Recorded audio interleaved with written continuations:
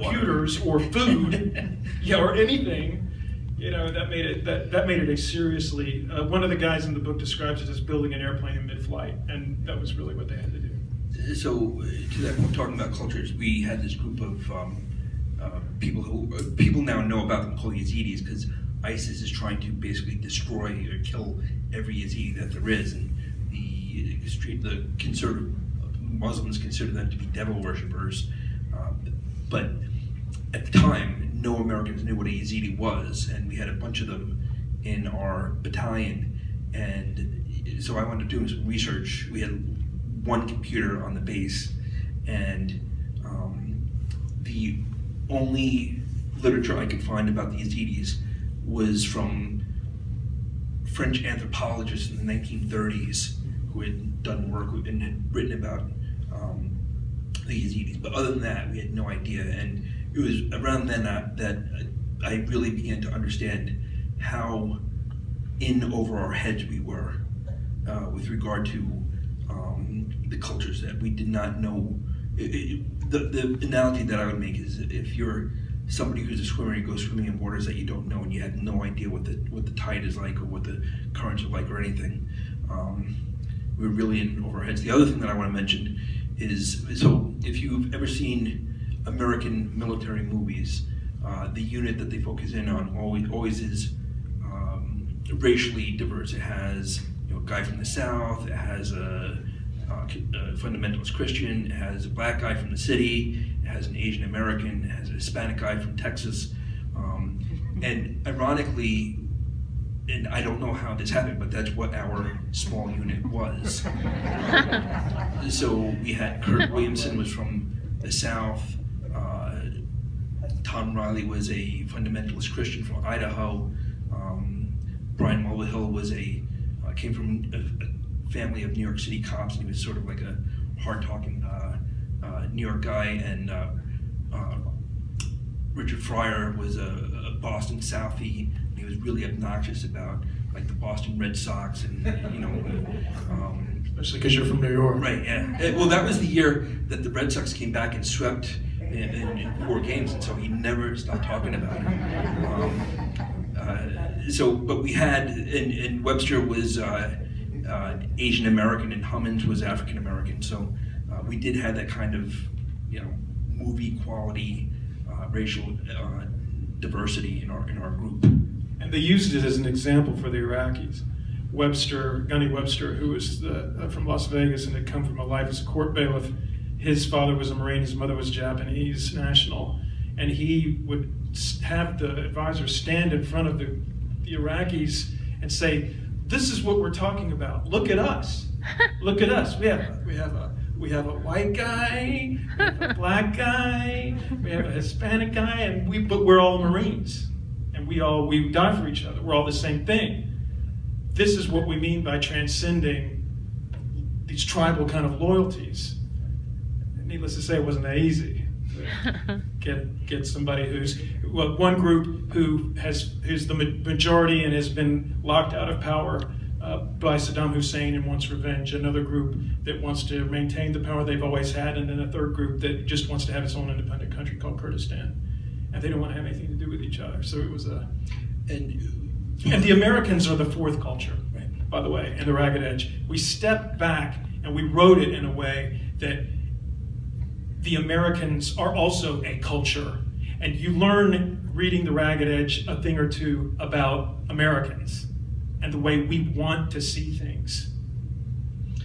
So this is all very immediate, and so a number of our Iraqis bore the scars of torture from Mukhabarat, which is Saddam Hussein's secret police. Our interpreter, Kurdish interpreter Jaff, had his face stove in and his face was deformed as a result. Iskander, who was our battalion sergeant major, had his elbow smashed with hammers when he was captured and tortured. And so they had these very recent and for them very life-changing events with the Iraqi Sunni. So, and we didn't know this when we went there, but asking us to overcome those personal histories of egregious and abuse, etc., was probably impossible. One thing I wanted to mention about Lynn, she had asked how this changed Ted's life as a journalist. What I want to say is, for me, it was a little bit different because I experienced this in real time in 2004 as a series of events that we were bouncing.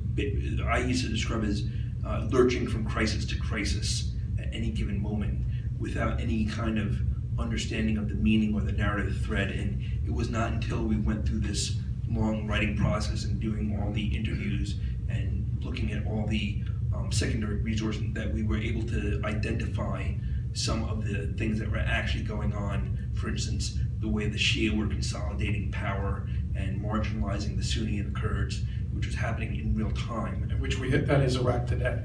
Right. Right. Hi. You must feel disheartened to see what's happened since you left and you risked your life, and I can't tell you how much I respect you for your service. But I just wonder, A, had the Ba'ath Party not been disbanded, had the Iraqi army, the Sunni on the Saddam Hussein not be disbanded, do you think the outcome would have been different? And secondly, what's the best that you feel can be hoped for now? Do you have any wishes? Do you feel troops should have stayed? Do you feel they should return? How do you feel things should be rectified? Thank you, and those are great questions, and I have talked about this in the past. One, yes, extremely disillusioned and extremely disheartened, especially by the fall of Fallujah in January of 2014 to ISIS, and that was a real spur for Ted and I to finish the book, and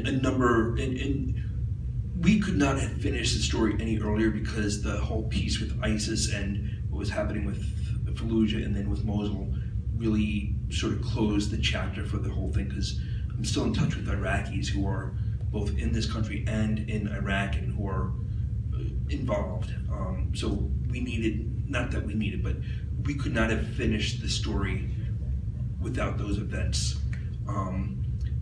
With regards to your second question, in 2006, I testified to the Senate Armed Forces Committee, and they asked me that question. And I believed then, as I believe now, that the best outcome would be a fracturing of what is called Iraq into three separate parts with an independent Kurdistan.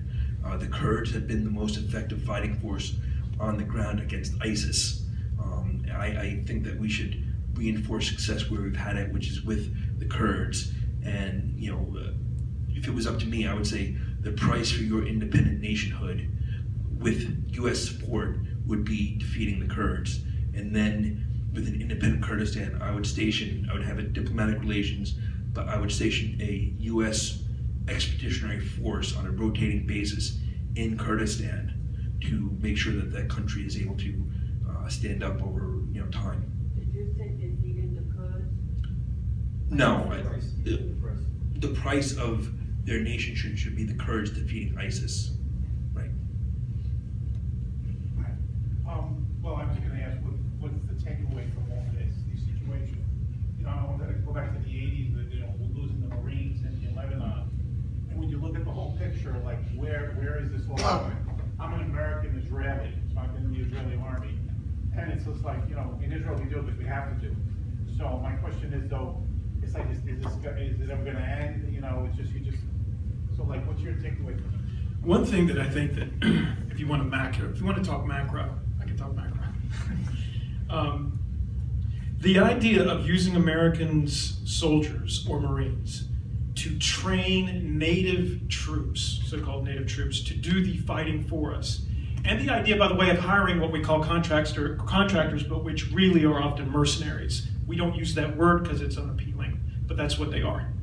So using mercenaries and using US trained people who are local to do the fighting is not going to happen less. That's going to happen more and more and more. That is going to be the nature of warfare. We're not ever going to go back to the days of this army has a bunch of tanks and this army has a bunch of tanks and they shoot at each other and then everybody's done because one side doesn't have any more tanks. It's going to be fighting that happens in areas populated by civilians, and it's going to be the US outsourcing its military. We're going to still have a military, but its primary role is going to be to manage that outsourcing. Just like ISIS outsources its attacks in Europe, in Russia. It's a globalized world, and this is transnational, transborder terrorism is not going to go away. It's going to become worse, and our response to it is going to be a global, if you will, response as well. So I think that the lessons that Mike learned the very hard way, since there had been no one before him, Mike was literally right there at the very kernel of the guys he was fighting became ISIS. He was fighting Abu Musab al-Zarqawi. And the guys who he was training became the Iraqi army that is right now fighting in Mosul to wipe out ISIS. This guy right here, this one individual, is the person who started all that. What he did, he had to learn the hard way, and we're going to hopefully take the lessons from this new kind of warfare. Military guys don't find it appealing. You know, Marines want to go in and kick ass. And they're very good at it. And they still will be doing that. But we need to learn about these sort of macro changes that are going to reshape the way that warfare works. Just one addenda to what Ted said. So in the summer of 2004, Abu Musab al-Zarqawi, now Zarqawi started the insurgency in Iraq when he was the one who bombed the UN mission in the summer of 2003. In 2004, and he called his organization then the Islamic State of Iraq. In 2004, in the summer of 2004, in correspondence with Osama bin Laden, he pledged allegiance to Osama bin Laden, and Osama bin Laden made him an emir, a prince of Al-Qaeda, and it became Al-Qaeda in Iraq. But Zarqawi wrote to bin Laden, we must destroy this Iraqi army. If the Iraqi army is stood up, the election will follow and we will lose. So they had a strategy of basically strangling the baby before it could mature. And so on a daily basis, starting in August of 2004, we were subject to all the atrocities that you have come to associate with ISIS.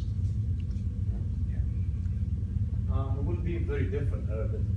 My name is Gamal. I'm very happy to be here. I'm born in Egypt. And to talk about culture, you have to live the culture. You cannot assume. You cannot read books. I born in